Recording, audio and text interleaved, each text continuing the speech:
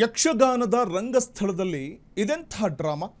ಉಜಿರೆಯ ಹಿರಿಯ ಕಲಾವಿದ ಅಶೋಕ್ ಭಟ್ರಿಂದ ಪ್ರಮಾದವಾಯ್ತ. ವಿಡಿಯೋದ ಇನ್ಸೈಡ್ ಸತ್ಯವನ್ನ ರಿವೀಲ್ ಮಾಡ್ತಾ ಇದೆ ಫ್ರೀಡಂ ಟಿವಿ. ಭಾಗವತರ ಪದ್ಯ ಮುಗಿದಾಗ ಸಿಡಿದ ಅಶೋಕ್ ಭಟ್ ಆಟ ಕಂಡು ಪುಳಕಿತನಾದ ಪ್ರೇಕ್ಷಕನ ಶಿಳ್ಳೆಗೆ ಅಶೋಕ್ ಭಟ್ ಕೆಂಡ ಕಾರಿದ.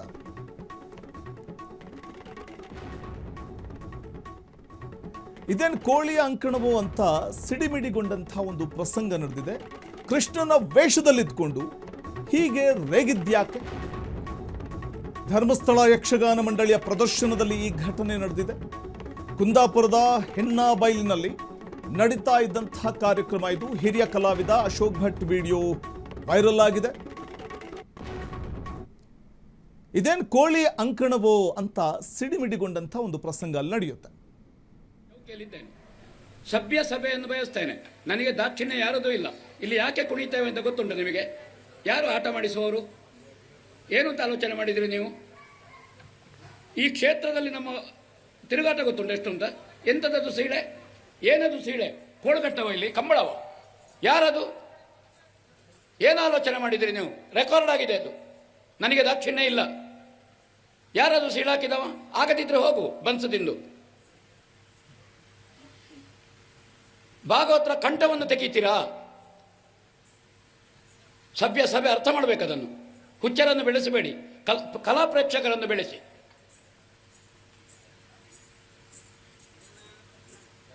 ಒಂದು ಕಲೆ ಸೇವೆ ನಡೀತಾ ಇರುವುದು ಇಲ್ಲಿ ಬಂದು. ನಾವು ಕೆಲಸ ಇಲ್ಲದಕ್ಕೆ ಕುಣಿಯುವುದಲ್ಲ, ಬೆವರು ತಿಳಿಸುವುದಲ್ಲ ಇಲ್ಲಿ, ಆಯ್ತಾ? ಅಷ್ಟು ಅರ್ಥ ಮಾಡಿ. ಅವಾಗ ವಿಸಿರು ಕೊಟ್ಟವರು ಯಾರು? ದುಡ್ಡು ಕೊಟ್ಟವರು ಯಾರು? ಧಾರ್ಮಿಕ ಭಾಷಣ ಮಾಡಬೇಕು, 1 ಗಂಟೆ ಆಟ ಮಾಡಬೇಕು ಹೇಳಿ. ಏನು ಹೇಳ್ತೀರಿ ಹಿರಿಯರೇ? ಯಾವುದನ್ನು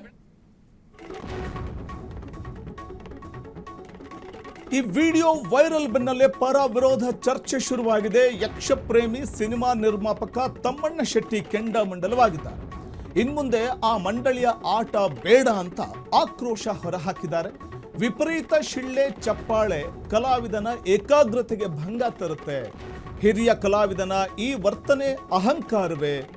ಪ್ರೇಕ್ಷಕನನ್ನೇ ಶತ್ರುವಿನಂತೆ ಕಂಡ್ರೆ ಕಲೆ ಉಳಿಯುವುದೇ ಅನ್ನುವಂಥ ಪ್ರಶ್ನೆಯನ್ನ ಉದ್ಭವ ಆಗುವಂತೆ ಮಾಡ್ತಾ ಇದೆ. ಯಕ್ಷಗಾನ ಕಲಾವಿದ ಅಶೋಕ್ ಭಟ್ಗೆ ಸಾರ್ವಜನಿಕರು ಕೇಳ್ತಾ ಇರುವಂತಹ ಪ್ರಶ್ನೆ ಇದು.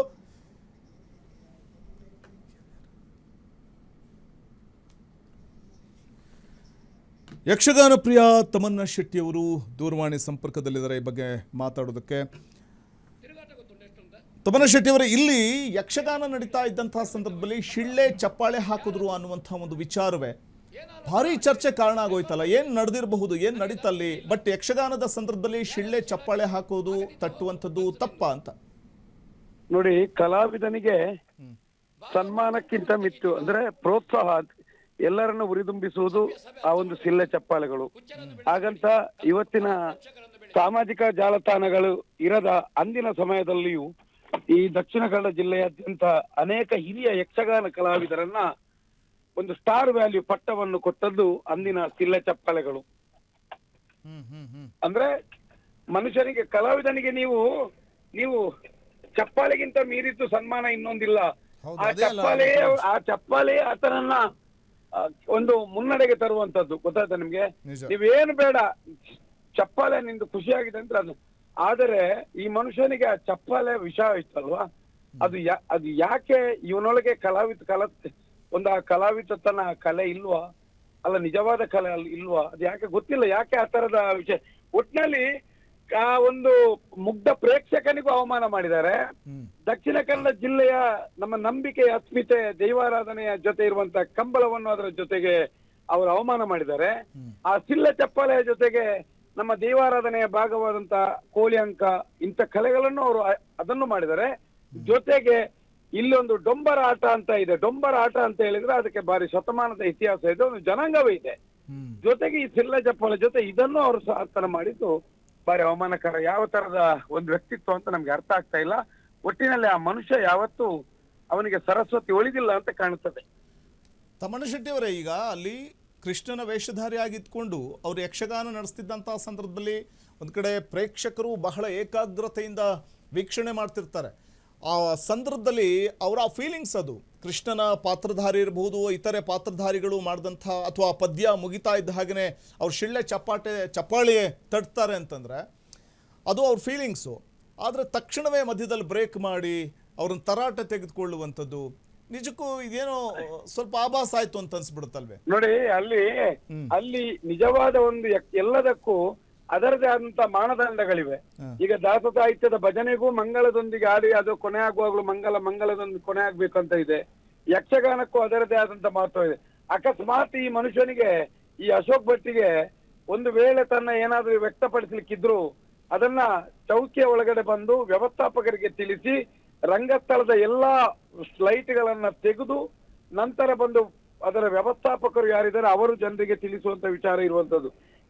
ಯಾವುದೇ ಕಾರಣಕ್ಕೂ ಕಲಾವಿದನೊಬ್ಬ ಹಾಡನ್ನ ಮೊಟಕುಗೊಳಿಸಿ ಅವರ ಪರಾಕಾಯ ಪ್ರವೇಶವಾದಂತಹ ಆ ಒಂದು ಕೃಷ್ಣನ ಪಾತ್ರದ ಹೊರಬಂದು ಪ್ರೇಕ್ಷಕನಿಗೆ ಒಂದು ತರ ಜನಸಾಮಾನ್ಯ ಅಂತ ಮಾತನಾಡಿದ್ದು ಅದು ಎಂದು ಕಂಡು ಕೇಳದ ಒಂದು ಅವಮಾನ ಆಗಿದೆ. ಇಷ್ಟರವರೆಗೆ ಇಂಥ ಘಟನೆ ಎಲ್ಲಿಯೂ ಸಂಭವಿಸಿಲ್ಲ. ಒಟ್ಟಿನಲ್ಲಿ ಇಡೀ ಯಕ್ಷಗಾನ ರಂಗಕ್ಕೆ ಒಂದು ಅಪಚಾರ ಮಾಡಿದಂತ ವ್ಯಕ್ತಿ ಅಪಚಾರ ಮಾಡಿದ್ದಾರೆ. ಅದು ಮಾಡಲೇಬಾರ್ದು. ಹಾಗೆ ಅನೇಕ ಕಡೆಗಳಲ್ಲಿ ಇದರಲ್ಲಿ ಯಕ್ಷಗಾನಗಳಲ್ಲಿ ವಾದ ವಿವಾದಗಳು ಬರ್ತದೆ. ಕೆಲವು ಸಲ ಎಲ್ಲರಿಗೂ ಒಂದು ಏನಾದ್ರು ಚಿಕ್ಕ ಪುಟ್ಟ ಭಿನ್ನಮತಗಳಲ್ಲಿ ಇರ್ತದೆ, ಮನುಷ್ಯರೊಳಗೆ ಇರ್ತದೆ. ಅಂತದ್ದು ಸಂದಿಗ್ಧಗಳು ಎದುರೋ ಬದುರೋ ಅಂತವರು ಎದುರಾದ್ರು ಅವರಿಗೆ ತನ್ನ ಕಥೆಯ ಮೂಲದಿಂದಲೇ ಮಾತಿನಿಂದಲೇ ಅದನ್ನ ಮಾತಾಡಿಕೊಂಡು ಆದ ರೀತಿಯ ಒಂದು ವಿಚಾರ ವಿನಿಮಯ ಮಾಡಿದ್ದು, ಆ ರೀತಿಯ ಮಾತಿಗೆ ಉತ್ತರ ಕೊಟ್ಟದ್ದು ಇದೆ ಯಕ್ಷಗಾನದಲ್ಲಿ. ಹಾಗಂತೇಳಿ ನೇರ ಯಕ್ಷಗಾನವನ್ನ, ಆ ಪದ್ಯವನ್ನ, ಹಾಡುಗಾರಿಕೆಯನ್ನ ನಿಲ್ಲಿಸಿ ನೇರ ರಂಗಸ್ಥಳದ ತುದಿಗೆ ಬಂದು ರಂಗಸ್ಥಳದಿಂದ ನೇರ ಬೆದರಿಕೆಯೊಡ್ಡಿ ಪ್ರೇಕ್ಷಕನನ್ನ ಬಂತು ತಿನ್ಲಿಕ್ಕೆ ಬಂದಂತ ವ್ಯಕ್ತಿ ಅಂತ ತಿಳ್ಕೊಂಡು ನೀನು ಬಂದು ತಿಂದು ಹೋಗು ಅಂತೇಳಿ ಬಂದದ್ದು ಅಂತ ಹೇಳಿದ್ರೆ ಆ ತರ ಮಾಡುದಂದ್ರೆ ನೋಡಿ, ಇಲ್ಲಿ ಯಕ್ಷಗಾನದ ಮೇಲೆ ನಮ್ಗೆ ಅಪಾರವಾದ ನಮ್ಮ ಗಂಡು ಕಲೆ, ಅದು ಈ ಮಣ್ಣಿನ ಕಲೆ, ಎಲ್ಲರಿಗೂ ಅದರ ಮೇಲೆ ಅಲ್ಲಿ ನಂಬಿಕೆ ಇದೆ. ನಾವು ದೈವದ ರಂಗಸ್ಥಳವನ್ನು ನಮ್ಮ ದೈವದ ಚಾವಡಿಯ, ದೈವದ ಉಜ್ಜಾಲ, ದೈವದ ಕೊಡಿಯಡಿ ಅಂತ ತಿಳ್ಕೊಂಡವರು. ಅಲ್ಲಿ ಬರುವಂತ ಒಂದೊಂದು ಪಾತ್ರಗಳಲ್ಲೂ ನಾವು ರಾಮನನ್ನೇ ಕಾಣ್ತೇವೆ, ಕೃಷ್ಣನಲ್ಲೇ ಕಾಣ್ತೇವೆ, ಬಲಿಯನ್ನೇ ಕಾಣ್ತೇವೆ, ದೇವರಲ್ಲಿ ಕಾಣ್ತೇವೆ. ಯಾಕಂತ ಹೇಳಿದ್ರೆ ಅಲ್ಲಿ ಏನೇ ಇದ್ರು ಅಲ್ಲಿ ದೇವಿಯನ್ನೇ ಕಾಣ್ತೇವೆ. ಅದು ಆ ಪ್ರಾಯದಲ್ಲಿ ಒಬ್ಬ ಕಲಾವಿದನೊಬ್ಬ ಯಾವ ರೀತಿ ಪರಾಕಾಯ ಪ್ರವೇಶ ಮಾಡ್ತಾನೆ, ಅದೇ ರೀತಿ ಪ್ರೇಕ್ಷಕನೊಬ್ಬ ಮೈಮರಿತಾನೆ.